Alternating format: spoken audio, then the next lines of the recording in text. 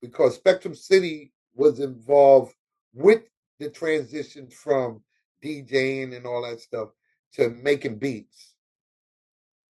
That's Keith Shocklee. And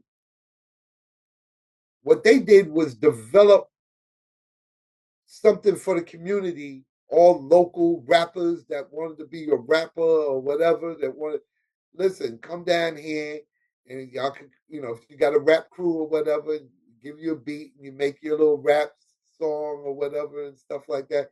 And Keith was in charge of the productions and all that stuff.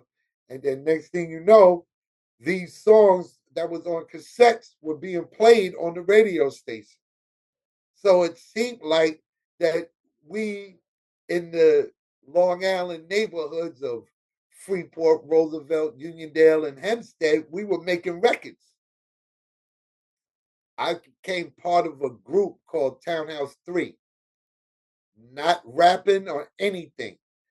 Friend of mine that these three gentlemen are all from Freeport, and they were all friends. I became friends with them, but the first one I became friends with was TA, the DJ. He was the that DJ that everybody's basement party in Freeport, New York. We call that Port Knox now. It's Port Knox all day. But TA used to DJ at everybody's basement party. He knows everybody crib, know everybody aunt, uncle, whose child is this? This is my boy. You know what I mean?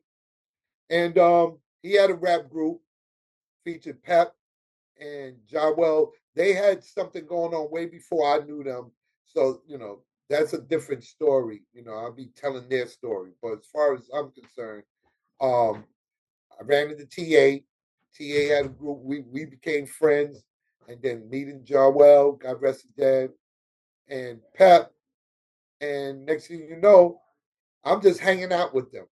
But me hanging out with them, I had to find out. I needed a title or something. So I'm just the manager. Because I'm the one that had all the weed. I had money for beer, 40 ounces. You know what I'm saying? And so I was basically, like I said, the manager. So at this point, were you rapping or anything? No, I wasn't paying attention to rapping and all. I'm still singing. You know, I'm in my mind. I'm listening to my slow jams from the '70s, Blue Magic, Unific, Stylistics, Black Ivory. You know, you know what I'm saying. That was the sound I was listening to back then. I mean, we all know the OJs and Harold Melvin and the Blue Notes and all that, but those other groups with the falsetto notes, God bless you, you make me feel brand new. Those songs were different than listening to Teddy Pendergrass, Harold Melvin, and the Blue Notes. You know what I'm saying? They was more on that disco side, but with me, I like I said, them slow jams calms the savage beast in me.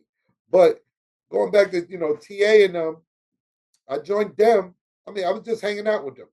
And I was their manager. You know, making sure they all right. They had all their weed. They had all the motherfucking um beer and all that stuff. One thing about me, I always got to have money. It wasn't just had to have money. I'm not rich or nothing like that, but I always had to have money in my pocket. You know what? I want to find out a little bit more about the whole Spectrum City thing because, like, my my thought process is like, okay, so Spectrum City was obviously before PE, and Yes. if you're connected with, Hank Shockley, Keith Shockley, Chuck D, was there any possibility at any point that you would have been in Public Enemy? That's a good question.